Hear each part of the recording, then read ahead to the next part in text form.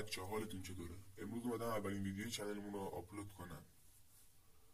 اومدم بهتون یه هوش مصنوعی رایگان معرفی کنم که باش بتونید عکس درست کنید یا خیلی چیزای دیگه.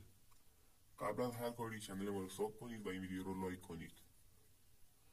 فقط بهم قول بده که از این هوش مصنوعی درست استفاده کنی و باش کار بد انجام ندی. اول وارد مرورگرتون میشید و این لینکی که من اینجا تایپ کردم که این پایینم واسهتون میذارم رو داخلش وارد میکنید. اولین سایتی که واسهتون میاره بالا روش کلیک میکنید و اینجا نوشته که میخواید یه حساب رایگان درست کنید.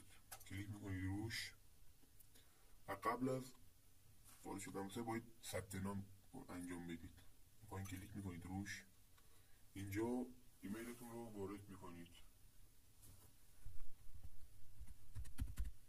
و باید به اون ایمیل دسترسی داشته باشید.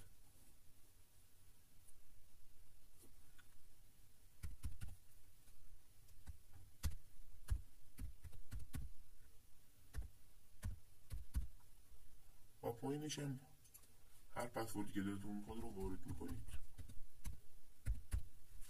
و اینجا گفته که تمامی قوانین و مقررات رو میپذیرم. کلیک میکنید روش و میخواید و حسابتون رو درست میکنید. قبل از اینکه وارد سایت بشید واسه ایمیلتون یه دونه کد یه ایمیل میفرسته که داخل چه کد 4 رقمی هستش. اون رو وارد میکنید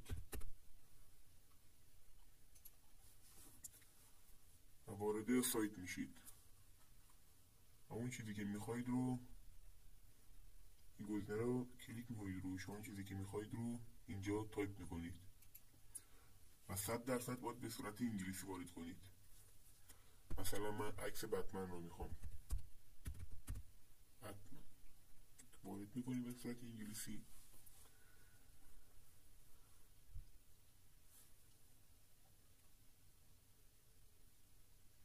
و بله عکس بتمن رو واسمون درست کرد و میتونه خیلی کارهای دیگه باش انجام بدید. خب پس لایک و ساب یادتون نره. منتظر ویدیو بعدی ما باشید. خدا نگهدار.